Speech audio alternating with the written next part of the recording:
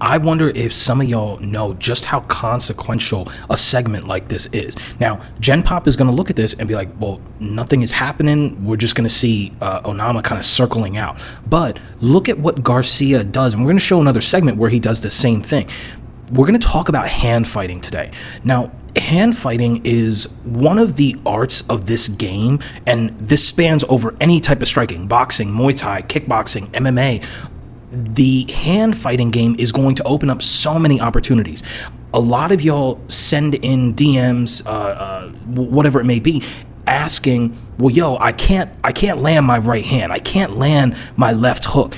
Well, why is that? Generally, when I watch the footage, if I'm to study you sparring or you fighting, it's because there's not enough prefacing. There's not enough hand fighting. Now, that is going to bring us to this segment here.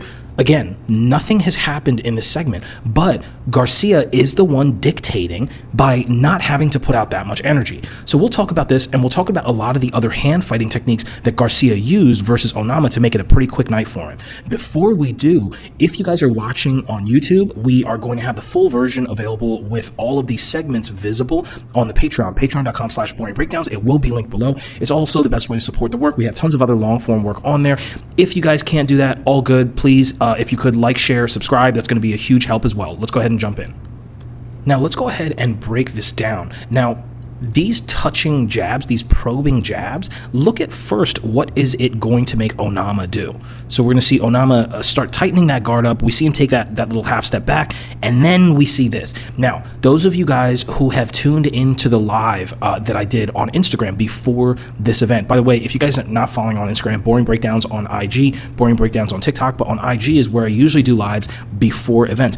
And I talk about a lot of this stuff in terms of what you guys can expect. One of the things I discussed is the tendency for Onama to pull those arms really high. Notice this is not necessarily a high guard position, but he's very reactive, and he tends to get almost a little bit flinchy, and those elbows tend to come together. And then from this position, we're going to see Onama try to reset, circle out towards his right. Now, let's look at it from Garcia's perspective. What did Garcia do specifically, and why is this so important? From here, we're going to see Garcia jab the air. We're going to see him jab Onama's lead glove. Then we start seeing Onama backing up. We see him jab like towards the middle of the gloves, one more time towards the middle of the gloves, and that's what's going to bring that big defensive reaction. Now, let's go ahead and re-watch it. Don't pay attention to the jabs. Pay attention to Garcia's body. So from here, he's on the outside, and he doesn't move his body forward that much on this first jab. But now, notice how he's stalking in. You see that small step with that lead foot? Now, when you're stalking in, it gives that impression that I'm going to have a little bit more smoke behind this jab, and that is what is going to pull that big guard up and force Onama to retreat. And lastly, I want to stress, look at the variation of the jab targets. Now, this variation is so important because a lot of us just think I have to hit in between those gloves in order to clip. But if you want to pull these types of big reactions out of the opponent without having to do much work, it's really all in the hand fighting. Perhaps not all in the hand fighting, but much of it is in the hand fighting. You have to precondition the opponent to get some heavy bites, some heavy reactions in order to manipulate the opponent without having to do too much work. So you'll notice how, as we said in the beginning, he's not just jabbing at Onama's chin, he's jabbing the glove. Sometimes he is jabbing on this side of the glove. Sometimes he's jabbing on this side of the glove. All of these tiny little changes in the targets that Garcia is going after is just even more information overload for Onama, which is going to lead to him having to reset. Here we're going to see something very similar.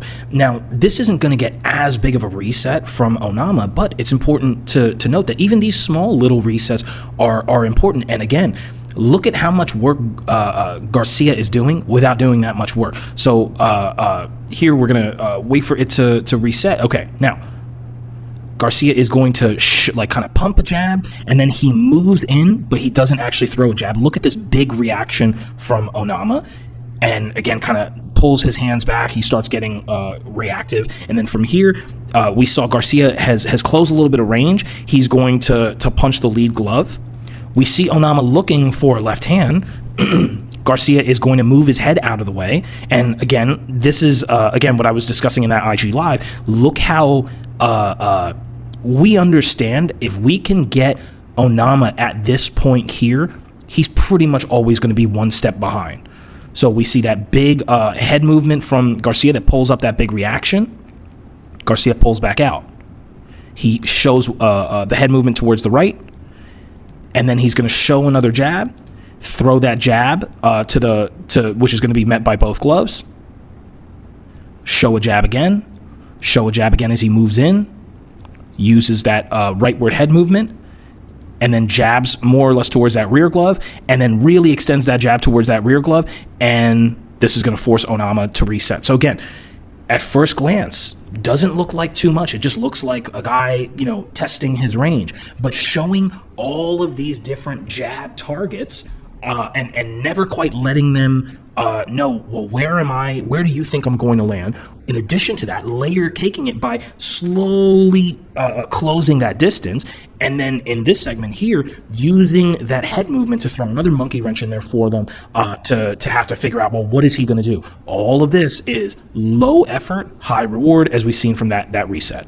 So this is a little bit of a longer segment, but it all culminates in this that you're about to see right here. So we're going to see that pull down, left hand, and he's going to land a couple shots. Now, a big part of hand fighting is the glove pull downs. And this is, by the way, if you guys have watched on the Patreon, the Azamat Mirzakhanov breakdown on how to get in on a tall guy, the glove pull downs are super hot right now. And they're great because, and I go into more detail on it in those breakdowns, or in that breakdown, but if a tall guy is pulling away, doing the tall guy defense where he leans back and extends his arms in response to dang near everything you try to throw to the head, well, guess what? The head's not accessible.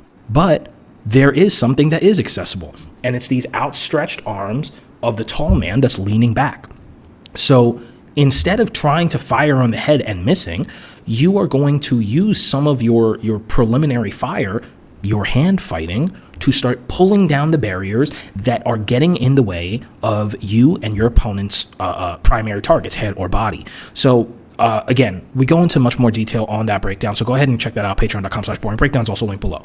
Let's go ahead and look at how much Garcia was able to set these left hands up in this segment. Now, it's a little bit of a longer segment, so I'm going to just let it rock. Attempted pull down. Showing a jab, attempting to pull down again, but we see Onama pulling back, probing the jab. Couple in and out resets. Showing, pumping the jab, sticking the jab out in that lead hand pike position. This is a really big one. Izzy is really good at that. We see the extended long guard of Onama, and Garcia is going to kind of hit like right at the wrist there. High five. And now that long guard arm is conditioned to coming out, I'll show it like this so you guys can see. And now that long guard arm is conditioned to always extending, as it extends, we're going to see Garcia pull that down, and he's going to step in. And now, again, there's nothing between him and Onama. That left hand is going to skate right over top that shoulder. Notice that lean back posture of Onama as he gets clipped. If there's nothing in between you guys, so long as you step in deep enough, the lean back don't really matter no more. And Garcia is going to get a little bit more smoke off. So let's go ahead and check that out one more time. Attempted pull down, showing the jab, attempted pull down, showing a jab, showing some distance feints, in and out, extending, small attempted pull down, punching the wrist, showing that jab, high five, and come in with that big pull down. Already got up in the range, so your lean back don't matter no more. I'm going to put the smoke on you. As I mentioned on the live, I don't think this is a huge feather in Garcia's cap, but that's not to knock him, but just the opposition is not as high as his level. But where do you guys think Garcia goes from here? Who would you guys like to see him fight next? Do you think he has what it takes to be up in that top 10 position? So anyways, guys, thank you all so much for watching. If you guys are watching on YouTube, you guys can get the full version with the unblurred segments on the Patreon, patreon.com/boringbreakdowns. Also will be linked below. You guys get access to all of the other long form work.